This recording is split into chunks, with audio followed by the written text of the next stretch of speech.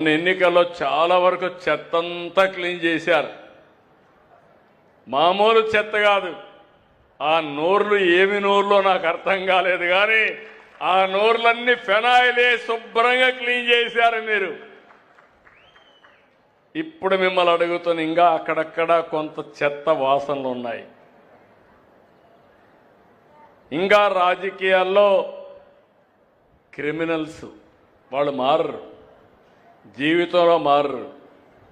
మనం మార్చాలన్నా మారే పరిస్థితి శాశ్వతంగా వీళ్ళని మార్చేయడం తప్ప లేకపోతే వీళ్ళు మారే పరిస్థితి లేదు.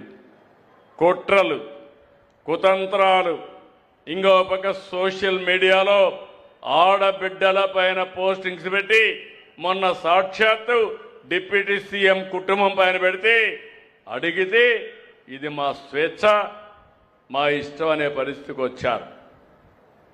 అలాంటి వారికి రాజకీయ పార్టీలు డబ్బులు ఇచ్చే పరిస్థితికి వస్తున్నాయి.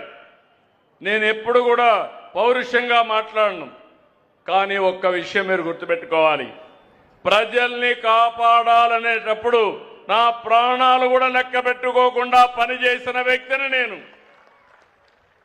నాకెవ్వరితో గొడవలు లేవు, తగాదాలు లేవు. కానీ ప్రజల యొక్క జీవితాలకు ఆటంకాలు కల్పించి మీ జీవితాలతో ఆడుకోవాలంటే స్టబన్గా ఉండడం తప్ప వేరే మార్గం లేదు. ఒకప్పుడు తీవ్రవాదులు మీరు చేసే తప్పని చెప్పాను, నా మీదనే దాడి చేశారు. 23 క్లేమోర్ మైన్స్ని బ్లాస్ట్ చేశారు. సాక్షాత్తు చిన్న పెద్ద రౌడీలుంటే, వీధి రౌడీలుంటే వాళ్ళ గుండెల్లో రైళ్లు పరిగెత్తిచ్చా.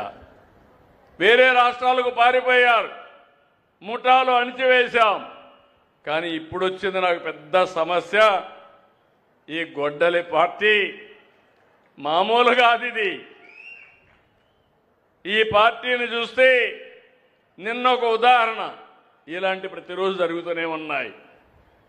ఒక అతను మాజీ మంత్రి, శ్రీకాకుళం, ఒక యాక్సిడెంట్ కొడుకు చేశాడు. ఏం చేయాలి? కొడుకు యాక్సిడెంట్ చేశాడు, ఒక ఆయన చనిపోయాడు. చాలా పేద కుటుంబం, గొర్రెల కాపరి, వెనుకబడిన వర్గాలు. చనిపోతే ఏం చేయాలి? ఆయన్ని ఆ కుటుంబాన్ని ఆదుకోవడం, హాస్పిటల్ తీసుకుపోవడం ఇవి చేయాలి. చెయ్యకుండా ఆయన తప్పించుకోవడానికి సీసీటీవీ కెమెరాలు అన్నీ ఉన్నాయి నా దగ్గర. ఇప్పుడు ఎవడైనా తప్పు చేస్తే ట్రాక్ చేయడం సెకండ్స్ లో పని తప్ప ఎవ్వడూ తప్పించుకోలేడు. ఆ విషయాలు గుర్తుపెట్టుకోవాలి.